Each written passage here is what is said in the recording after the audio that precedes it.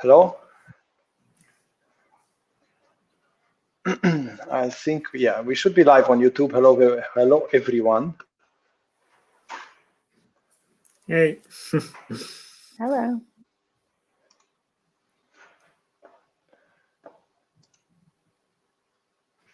Yeah, so I think we are live now, or at least this is the input that we get from StreamYard, and there is a little bit of delay between StreamYard and YouTube, so that's why it might have looked like a bit confusing.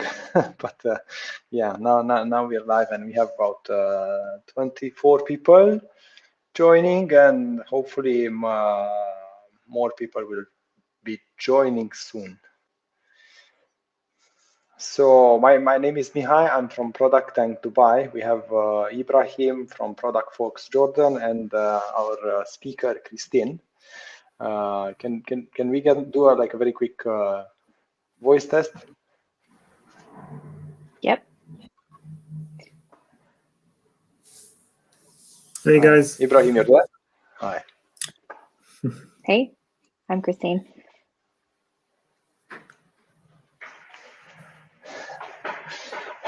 Great. You did something last time, Mihai, which is nice. I think for them to send us where are they now, like as a product manager, from where they are watching us. If they want to tell us on the chat.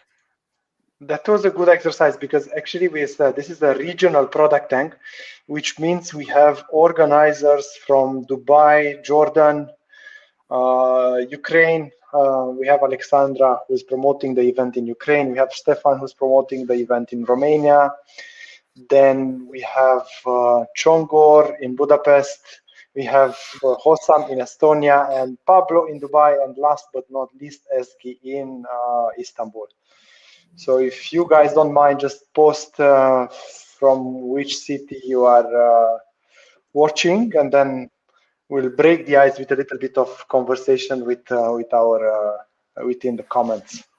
Oh, Stockholm, Estonia, Hossam. Hi, Hossam. Nice to see you again. Jordan.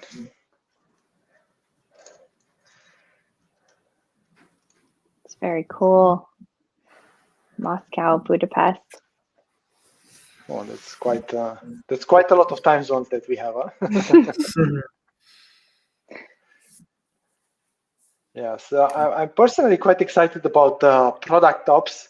This term, I was talking with Ibrahim earlier. We are, at least here in the region, product operation. It's not a very popular topic, and usually, yeah. Well, honestly, the trends are coming from mostly America or at least Western Europe. So it's going to be quite a new topic for us. So Christine, we're super excited to hear what you have to share with us. Yeah, I'm so excited to talk about it.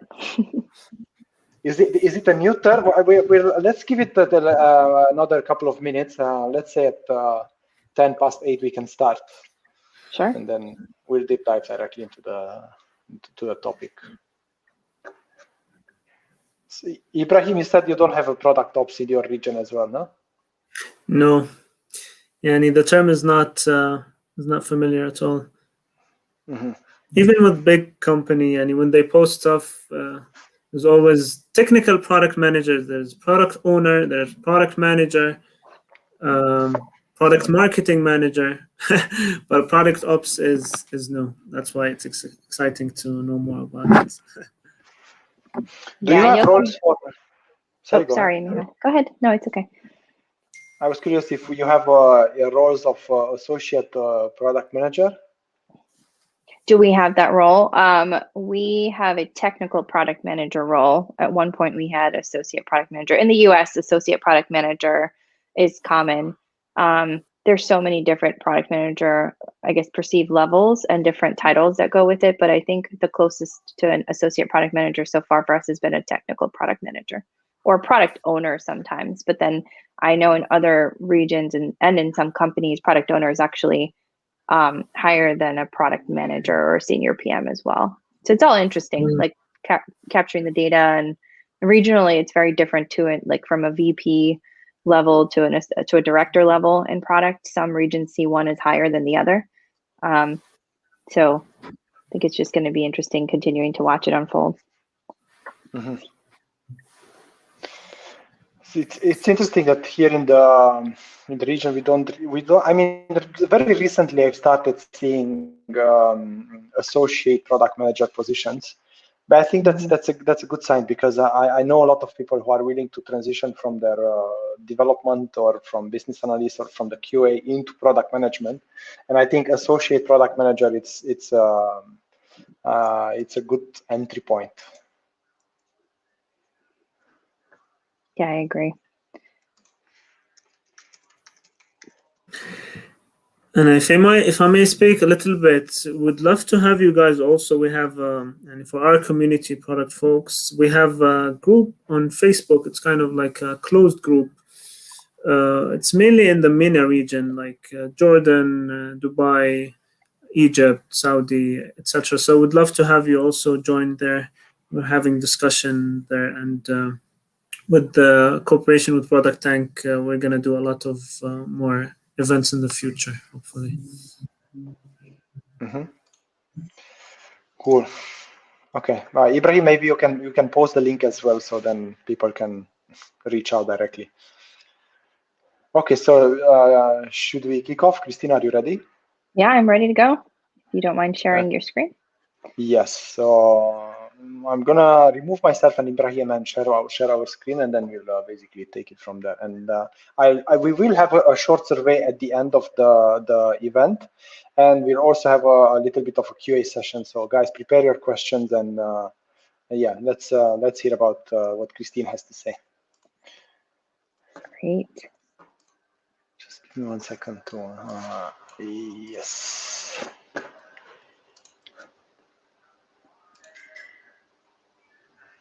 All right.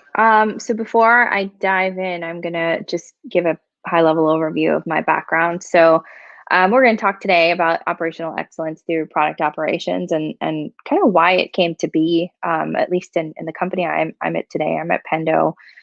We provide data analytics and guidance through your application, so that you can reach your users, and we grew pretty quickly. So you'll kind of hear a little bit of our story, and why product ops fits really nicely into it and what we're seeing in the space. But my background, I am about 10 years into product management. I fell in accidentally, and started on Wall Street back in New York, at an investment bank, and just kind of building proprietary systems, and moved over into more fintech space, and then landed here at Pendo about a little over 2 years ago now. And so kind of moving the progression from kind of learning the space that I was in and becoming an SME in finance, and then moving over into straddling finance and technology, and then really falling in love with the technology space and what great products could do for companies and for people's careers, to be quite honest.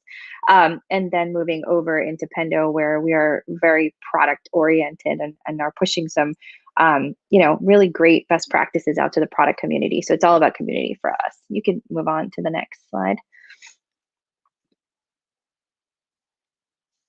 Okay, so I start with why. If some of you have read Simon Sinek's Start With Why, that's a great book. And if you haven't read it, I highly recommend it. People ask me often what books to read when you're starting to get into product management, or just what are great PM books. And I think that's a great one. So Start With Why. That's our motto. So PMs exist. Why do they exist? We believe they exist to solve problems and create a beautiful, frictionless user experience. And you can go to the next slide. And it's about why they do what they do. And so they do it to bring an enjoyable, productive experience to their customers.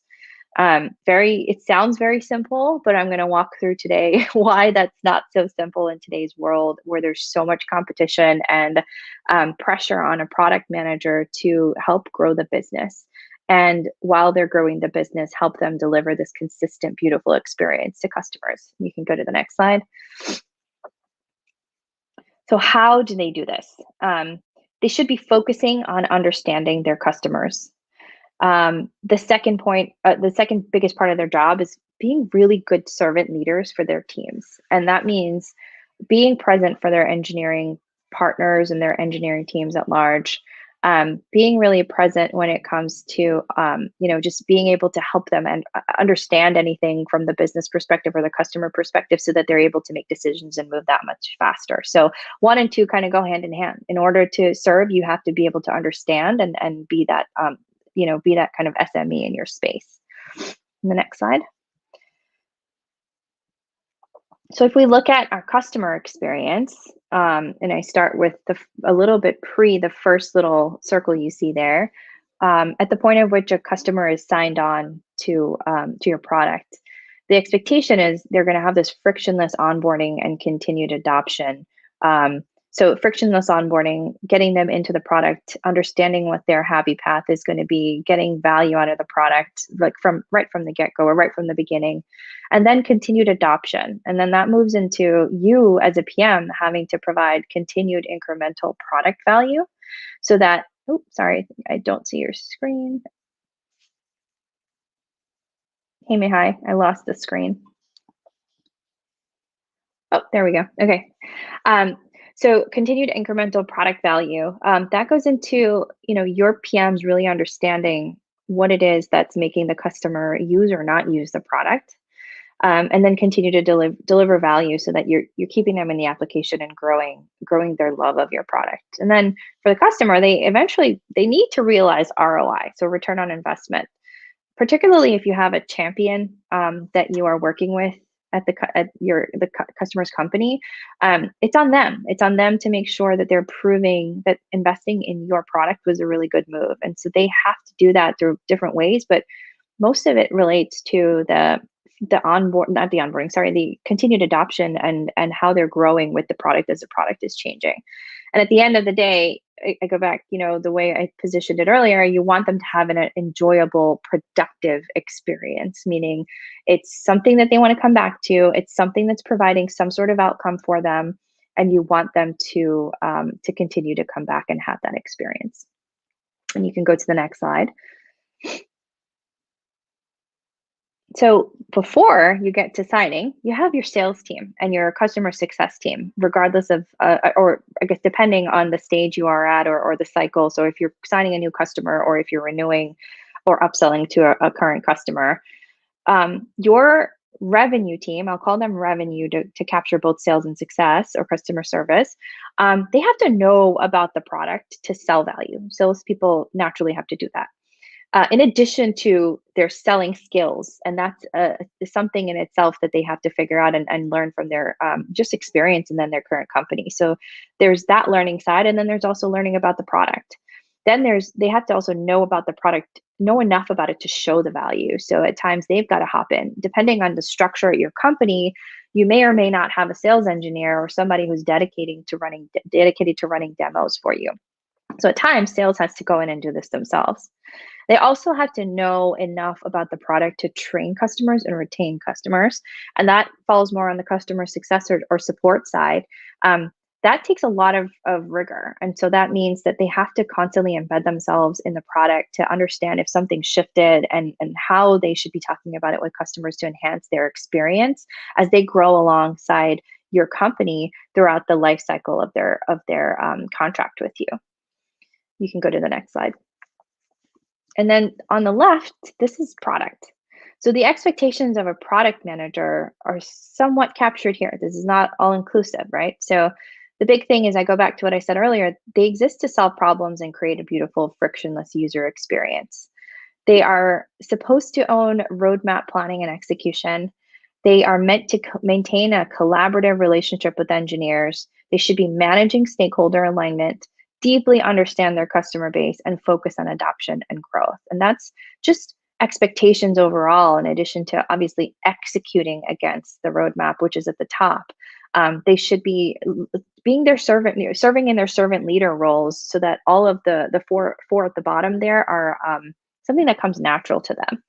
And so I don't know if anybody noticed, but if you had like the two sets on the right, and then you have this one on the left, and if anybody didn't notice, if you put them together, what ends up happening, you can go to the next slide. There's a gap there, right? And depending on how your company is structured and who you have in-house, you're going to find yourself trying to figure out how you get what the product is doing and what the product team is doing, make it very consumable for your customer facers. And so what it takes to get to the end goal is a lot more than people actually understand. And this is where product operations has come into play here in a lot of companies in the US, and particularly here at Pendo. And I'll walk you through sort of what that ends up looking like here. So you can go to the next slide. So common pains as companies grow are highlighted visually in what I just said earlier, or the little gap I show there. So externally, your new customers as a PM, you have new pain to solve for once you onboard a new customer. That is actually a really beautiful problem to have. If you don't have problems to solve for your customers, you're going to be out of a job. And at your heart, you should be wanting to solve the pain. Multiple sources of product data end up emerging, both qualitative and quantitative. So that's, around usage, adoption, stickiness. And then on top of it, qualitative data that's coming in from user research and feedback and all the things you're hearing from your customers and your internal teams. Nuances begin to emerge across your customer base. You start to serve a different industry. You may start to serve a different segment or look at them differently. And with that comes a different type of expectation from each customer base. And then each new user consumes information differently, meaning they're hearing things differently. Some like to read it. Some, cross-functionally, even regionally, we have to be really conscious of how we're positioning knowledge content. Is it being consumed the same way in Budapest as it would be consumed in the USA? Are there nuances in language that we should be aware of?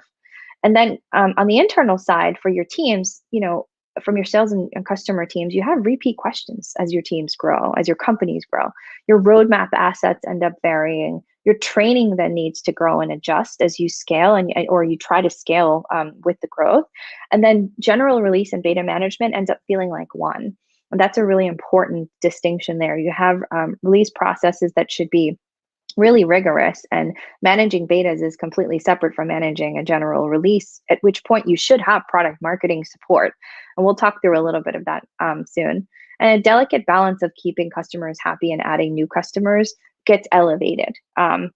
Product managers and the product team are overall responsible for helping to retain and to grow.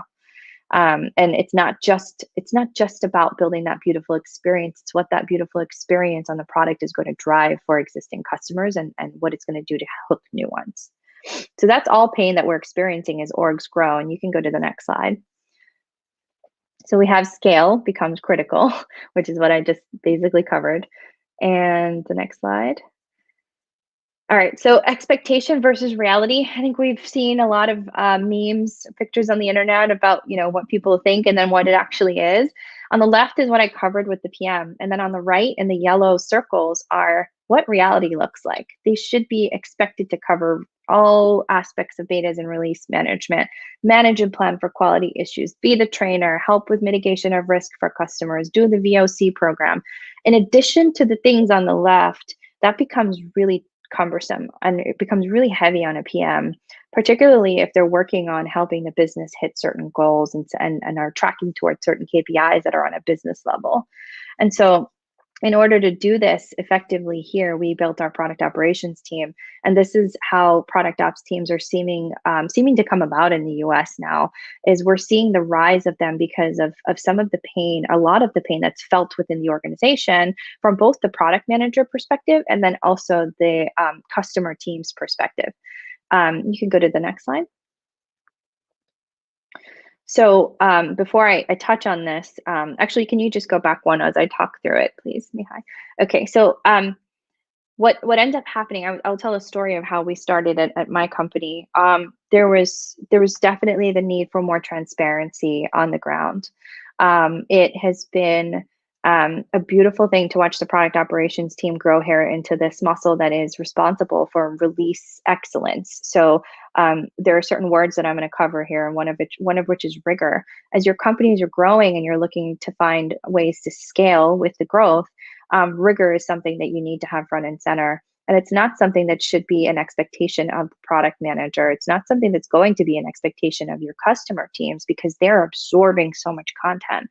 And so what we learned was we started attacking the problems that we were excuse me, or that we were seeing here around training knowledge and lack of process in certain things and lack of documentation here and there, we set out to alleviate the pain that would cause on our product manager team. We actually ended up not only alleviating some of that pain, but we ended up serving our what we call internal customers, which are our customer facing teams, even more than we thought we would. So a lot of people ask me, is product operations meant to be kind of an administrative arm of product, or just kind of sometimes an associate product manager level type role, which is what Mihai asked earlier or was going towards.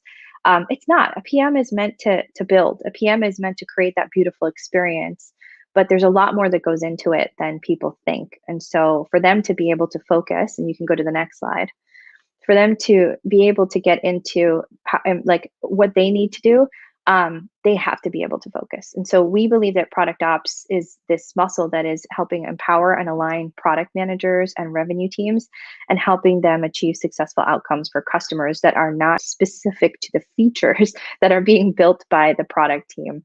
There's a lot more that goes on around it, and we can go to the next slide. And so product ops aims to reduce friction here at Pendo, and we're always aiming to create a delightful experience. So my background, I mentioned, is product. I fell in. I love product management, and when I bring on somebody new to my team, or every quarter when my team and I sit down to plan, I remind them of the philosophy that we should follow, which is to follow the product manager's philosophy of solving pain. And so if we have organizational pain, and that organizational pain is related to work that's coming out of the product and the speed at which we're growing, it's something really important to put somebody on to help solve. So if you find pain and it's not something that can be solved by being a part of somebody's job, it's worth considering having somebody or a team, if you're able to focus on those problems, because it ends up impacting your business at the end of the day. And so, I covered earlier that we look at all the things that are going on around product as deliverables as well. So we focus on the non-features necessary to win in product. So covering betas, programs, and general releases. Some people may have in their mind, depending on the business model they have, where does product marketing fit into this, right? There was that little slice and that little space I showed earlier. Product marketing is in there. You also have enablement in there. You also have different operational teams in there, and they're all focused on doing their little bits of the parts of the business they need to solve for. So product marketing is actually our closest partner right outside of product management. We look at our releases and we say we are responsible in product ops for release excellence, meaning all of the things it takes to get it well understood internally, from the how to the technical details, enabling a new feature, et cetera, and the documentation behind it. And then saying, okay, product marketing, let's work together now, because your job around this is helping us grow adoption, get it out into the wild, put it out in front of customers, helping our customer teams understand how to speak to it and sell it out in the wild. So there's been a beautiful balance and a nice partnership we've formed with them. And so another thing we do is we are trainers. We work with our enablement teams in crafting the right training programs so that our internal teams can consume content in a way that makes sense for them in their role. So sales consumes it differently than customer success, and et cetera. There's a lot more process that goes into this too. There's VOC, or voice of customer, which is rising a lot these days, making sure that the varying levels of customer feedback you have, from the mass level feedback through feedback tickets or something, is taken care of. For Pendo, we actually have our own feedback product that pulls all that data in for us. And then the insights you get from usage is like another layer of data there for you to consider, which is again in our product. And then taking it further, what are all the things you're hearing from customer interviews and research? Are you guys running any sort of customer advisory program or customer advisory board where you're getting more thematic or thought leadership type things coming in? How do you take all of that back to the product team in a way that makes sense and help them think about, do we take this data and help tweak the roadmap? Is this something we care about right now? What does this look like a year out from now in this space if there's a certain theme? That's all stuff that our team works really hard on and partners with our product director on. And so what ends up happening is for us, we're between both worlds. And so the things we focus on are the process. You're good on the next slide. Is good transition. Our keywords are process rigor and operational excellence. And then a critical one is partnership, because you're executing a lot of your job by partnering with other people in the business. So for us, that's product marketing, like I mentioned. It's product management for sure. We actually report into our CPO. We sit in PM proper, but our philosophy is that we operate as a muscle for the entire organization. And if I don't know how common, I don't think product led itself is a common term here in this region, but that is making sure that the experience that your product is giving to your customer from the time they first join all the way through their renewal and upsell is a beautiful one. And that requires rigor. It requires people to be aligned. It requires process inside organizations so that people know what's happening with the product and the customer set while they're releasing new features. You can go to the next one. So for us, the ingredients in the recipe for enabling growth at scale are those words that I threw out at you on the previous slide. And it's important for people to think about when you're growing your product team in response to a growing customer base, and potentially, actually not potentially, in most companies, sales grows first, along with your customer base, hopefully, and then next comes your customer success team and your support team. And then next comes engineering, and then sometimes at the end it's product, right? And so people have to think about ways to scale their companies and help set them up for success, because it's not just about taking a feature and releasing it out into the wild and hoping it's going to be understood, adopted, and retained. It's about making sure there's beautiful process and rigor around all that stuff. And you can go to the next slide. And it's basically just me saying back to our why, right? Like, PMs exist to solve problems and create a beautiful, frictionless user experience. And their why is to bring an enjoyable, productive experience to customers. And it all sounds very simple. And then I'm hoping that, this presentation today has shown you a little bit of what goes on and where we're finding gaps out in the market as product teams are growing, and as product managers are expected to contribute more to business outcomes than they've ever been responsible for in the past.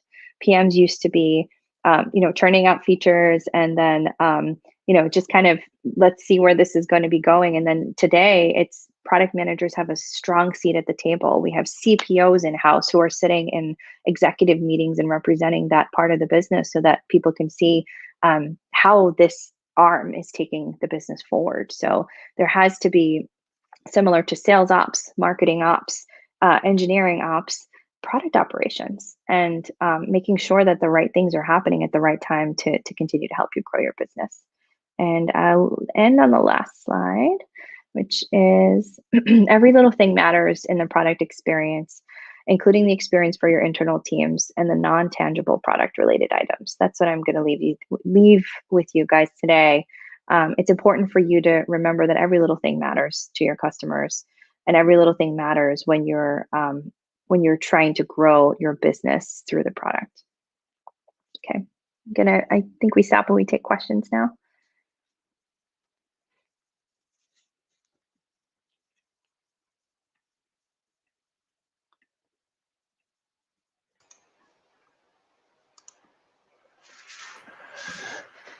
Wonderful insights. There's one thing that stick with me. I'm not sure if I can use this further. You've mentioned somewhere in the middle that whenever you feel pain, product ops might be a solution, and that's the moment where you might consider bringing product ops into the equation. Yeah, I think pain is very real in the product management space, and it's, again, I think that pain is a blessing for the product team, because if pain didn't exist for customers, then we would have nothing to do. And so, when I started here at Pendo, I started as director of product and moved into product operations 8 months after validating some pain. I'm super cross-functional. I naturally will meet people in the business and, build relationships. And I started to find that they love the product so much, and it shows up really well to customers. But they were hungry for understanding what it is that they can say when, and and what's coming up and what's not coming up and why. And there was so much around just like the process of the product build space that they weren't getting. And so that's where I said, oh, okay, I wonder if there's an opportunity for us to test some process changes here and see if it's going to strengthen these customer facing teams and strengthen our product team, because it's going to free up the time, right? Our initial, I see a question in here, like, what is one thing to do when you launch product ops? We actually polled our PMs because our initial hypothesis was that we would be saving PMs time and freeing up their time, right? That first bubble was giving them, or one of the first things I showed was PMs need to be servant leaders and they need to spend time with customers. We got data back and we saw that more than 50% of the PMs were spending more than 50% of their time a week not doing those things. And so that's a problem. That's when we started to look at process improvements and what we can lift off of their plates. So great question. One of the things that we lifted off the plates immediately was, you know, how do we quickly keep our revenue teams informed of changes and upcoming shifts in our roadmap and how to speak to that. And once we helped alleviate that, we started to see a significant reduction in questions around that stuff in our Slack channels. That's an example I can share. I have another question there. I would like to ask, why is it revolutionary? I mean, ops is a recent buzzword. Yeah, it's not, I don't think it is revolutionary. I think I understand it to be something that is not as common. The product ops discipline itself is not as common in this region that we're speaking in today. I think that the formalizing of the role is what's been front and center here in the US over the last, I would say it's risen over the last 8 years-ish, alongside product management. And PMs are generally doing a lot of this. It's just not formalized as a role. The formalizing of the role started, I would say, more about 3-ish years ago, from what I can see. And then I've posted a question. I'm very interested on what are the usual KPIs for the product ops, and I'm gonna throw a second question if you allow. Sure.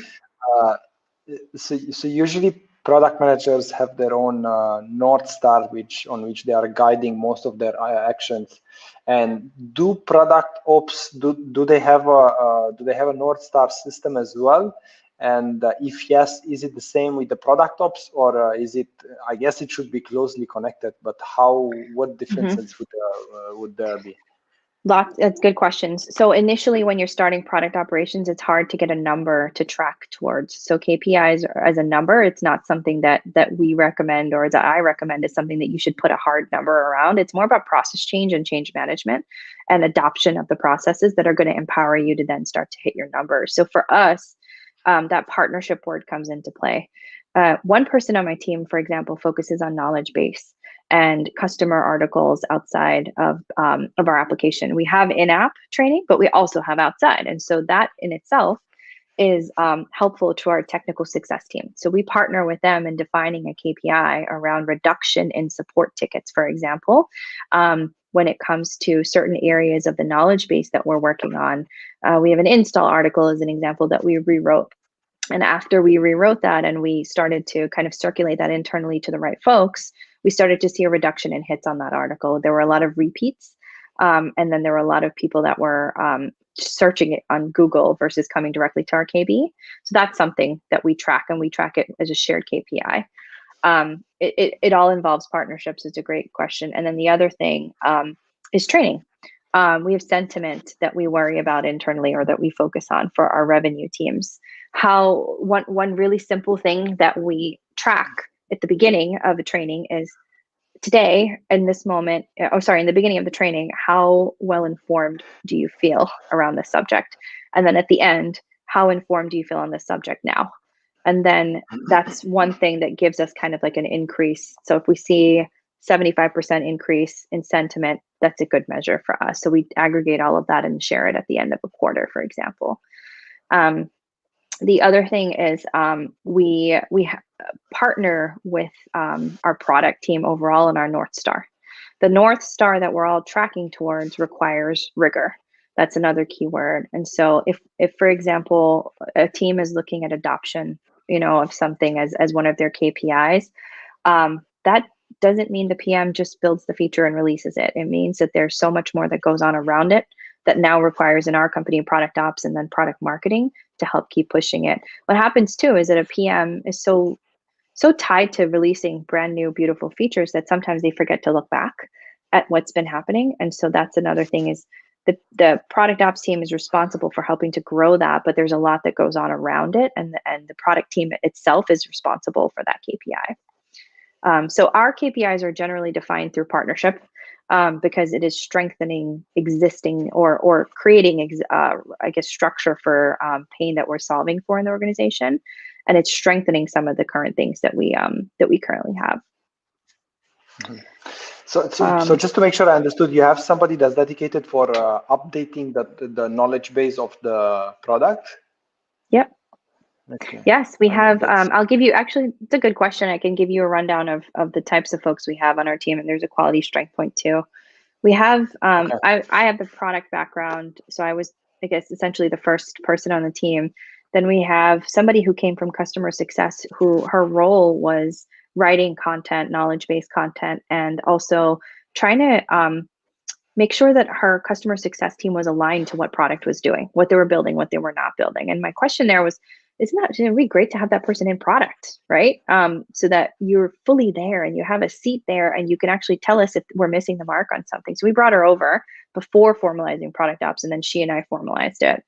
Then we added a third person who was our head of technical success, and he's responsible for cleanliness of the application, meaning we have to set standards, guidelines around how we name things. As your app grows, your standards kind of, fluctuate depending on how quickly people onboard. So he handles our own app instance, and then he's the person responsible for bug triage, hardcore bug triage, and partnering with the engineering leads and helping them understand themes, what we should be attacking before our customer starts to scream, right? So that's his area, is make sure things are feeling good for the customer around the quality side. And we have another person in Israel, and she focuses on doing this for our entire mobile product. It's a small set of customers, but she does those things for that product set itself. And then the other person is the writer, who writes all knowledge base for most of our application, and partners with the woman in Israel, and then a new person we hired in London who focuses on another product for us doing the same thing. So all of it is around release readiness, documentation, rigor when it comes to planning and sharing out updates. And we structured the team around who could bring the best experience to those three roles. So then your product ops are not necessarily involved into deciding what features to develop next, but they are more focused on making sure that the features that are being decided somewhere else have the greatest impact that's possible to have. Yeah, we're actually hitting a space. That's another good question. We're actually hitting a space now where we're collecting so much data from our partnership with success and sales that we are adding to the data set that we are already seeing PMs have. So their usage data and just the research stuff that they're typically doing. We're seeing, if we're going after a new market, what are the top things that market's asking for? If we are starting to see a new type of industry that we're serving, what are the things that are the common pain there? We're able to take all of that and provide it to the PMs and say, hey, we know the roadmap for the next 6 months includes this, but here's some really interesting data around this area. Is it something you maybe want to consider? So it's almost in a data advisory capacity. And another partner that we have in helping us to go deeper into that is our data science team. So they're getting really deep data analytics and helping us understand usage patterns and all of that stuff around there. Okay. But we're not the ones making the decision on what goes into the roadmap. I would say we are helping to strengthen the data set the PMs already have, and sometimes they're not looking at. Yeah. Okay, fair enough. And just out of curiosity, if you can share how many people you have in the product ops team, if it's not confidential. Yeah, no, I have 6 people in my team today, including myself, and so we cover most of where we are at Pendo. Okay. And so, yeah. Okay. There is a very great question from Hossam Abu about supporting systems that monitor the leads generation and opportunity management. Is this related to product ops? Do you support systems that monitor lead generation and opportunity management? So we don't support the systems that monitor those. No, we have a sales ops team that manages lead gen and all of the partnership around that for marketing and sales. But again, that's another group of people that we partner with. So we don't support those systems. What we do is we integrate those systems with our product. I think there was a good question from Wadia on the tools, the methods that you use to empower the product ops, other than Pendo, of course. Yeah, what tools and methods do you use to empower product ops with data other than Pendo, of course? Yeah, well, methods are pretty, we just hired a researcher, not for my team, but for our design team, they also sit under the product function. That has been incredibly helpful. That's a user researcher that dives really deep into, just user research and day-to-day feedback. Let me see, what other tools and methods? We have win-loss reports that we also go through. So whatever system you're using for your CRM, that's another great source of information, particularly if your sales team is keeping track of why they're losing the deal and who they lost it to is another one. The other data piece that we get is competitive intel. And we work with our product marketing team on that. And all of that feeds right back into, are we seeing a spike in our product feedback tickets for something that our competitors are citing as something that they have, right? So it's marrying all of the data together is really important. And there's so many disparate sources of data. So I would say those are the three. Here at Pendo, we obviously use Pendo. I know it says outside of Pendo, but we have Pendo, Salesforce, and Looker.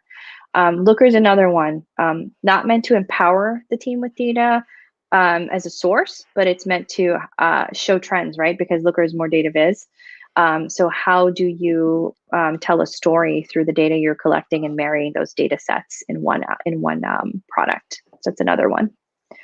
I have a question up here. So what qualities or strength points do you look for in product ops? PM experience, a must. Oh, I love this question. So PM experience is not a must, but it doesn't hurt. And I think you can hear that in the way I say, make sure you attack whatever you aim to solve in product ops as a PM. Lean into the problem, test your first solution, be iterative, be flexible, don't take feedback personal. Always look to improve upon whatever you're putting out there. I mean, we improved on one process 6 quarters in a row. 6 quarters in a row.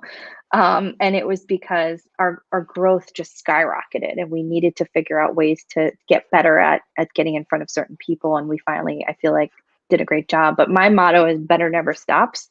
So you should always continue to try to do better. Whether you're building a feature or you're building a process and experience internally. And what qualities and strength points? Oh my gosh, communication is super critical. My team sits in the middle of the organization, and so they have to be able to communicate with every single other department here. They also should want to do it. So you're looking for somebody who is highly cross-functional. And somebody who, one question I get is, how do we make our first hire in product ops? It's a hard one, right? Because the role itself is so new, so it's hard to get people that are like, okay, I really want to try, or what am I going to try this out in what industry and what company? What's worked, and I've seen here, and then also in other companies, is somebody who's been in the organization who is hungry to solve the pains that we talked about and is really passionate about delivering a great experience to your customer at the end of the day, but sees that there's this pain. And the first 2 people we brought up, 3 people on my team were internal people, because they were so hungry to strengthen the product team and strengthen the feedback loop between the product team and internal customer people, that it felt really good. Now, I'm not saying that bringing somebody from the outside is going to be a problem. the big thing that the people internally have is the inherent trust and the understanding of the product and the problems as it is today. So if you're looking to move fast, that's a recommendation. Another strength is being data driven. Everything we do every day, we're collecting data at almost any meeting we're at if we're not serving to be an SME. So it's either we're in data collection mode or data giving mode. And I didn't share a slide, but I have this kind of infinite loop that I use to describe my team, weaving in and out of teams. You're either in data collection mode or data giving mode. And so they have to be data focused. So you have data collection, data given. Don't you have also data interpretation? Yeah, data interpretation is part of our collection, and it's right in the middle, right? So just right before this call, actually, my team and I were sitting down looking at knowledge-based statistics, and found an interesting story that one of our articles dropped into from the top 5 place last month into this month, and there's a hypothesis that we haven't put out enough external campaign around that actual feature. So all of a sudden, in the beginning of like launching that one feature, we saw a crazy spike in that article, and then now it's just barely there. So is there something we can do from an adoption perspective? Is that translating into adoption and usage of that feature on the product as well? So these are all, analysis type things that we would do, and then present it to the product team and say, look at the story that we're telling here just from the KB itself. Mm-hmm. Okay. Interesting. There is this the question from, yeah, go ahead. Yeah, there's a good question here from Hassan. Are there undesirable side effects? I love this question.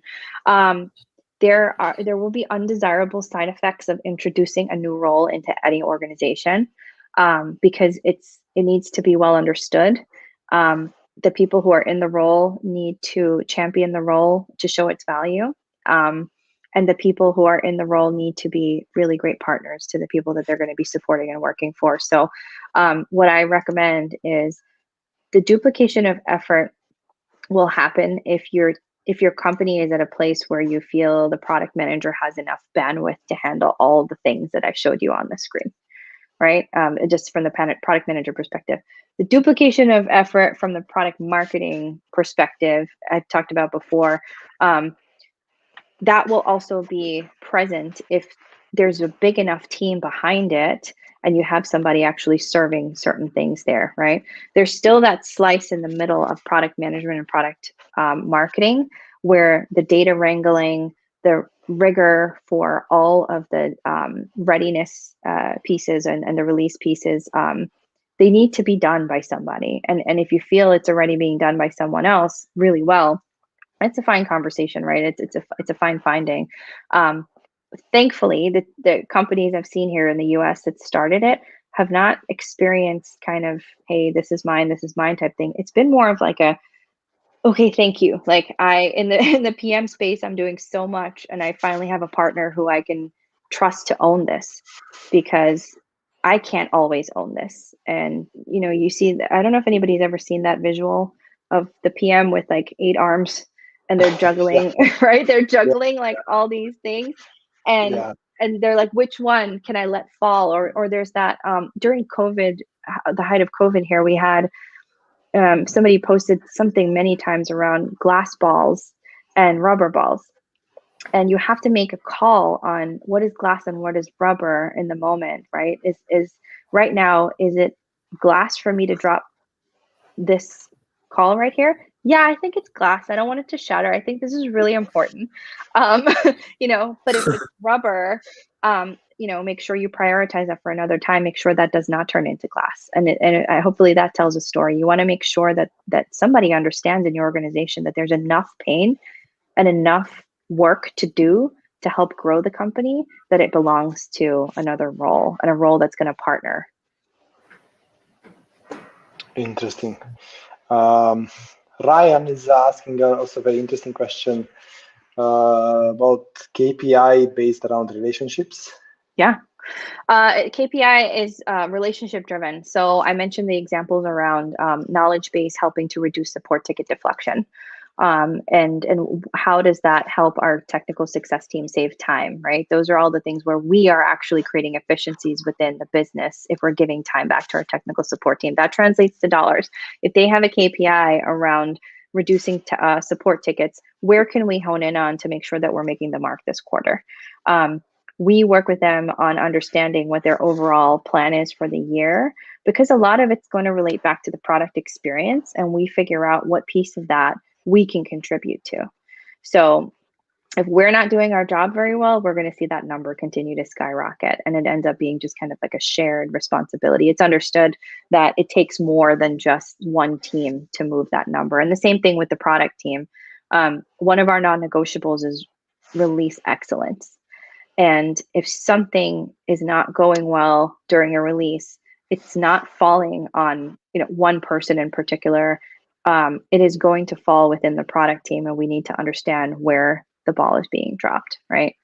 And so that's another example I can highlight. So Ryan, I think to answer your question, it's a conversation we have every quarter with the teams that we partner closest with. We're all generally aligned to our company goals. So in February of every year, we have a company strategy planning. We all sit down, we hear our C-suite out, we understand where we fit in that slice, we understand where we all kind of overlap and depend on each other, and that's how we end up driving our goals. Before getting maybe to Hassan has a good question, I think Florina has a very interesting question that we all have. It's what is the proper time to introduce such a role, Oh man. My gut always tells me to say there's never a wrong time. I think the thing I see here in the US a lot is that your company has big goals, or there are companies here that have big goals and goals around gaining new revenue and gaining new customer base, and then goals around growth. And if you think about that slide I shared around, it's all about scale. If you know that there's going to be a significant increase in the amount of people internally that are going to help grow the business and the amount of people that you're going to bring on as customers, it's something that you want to start considering to have product operations around if you are centering that experience around the product. And that is the whole concept of product led, right? Having the product speak for itself and show the value to customers overall.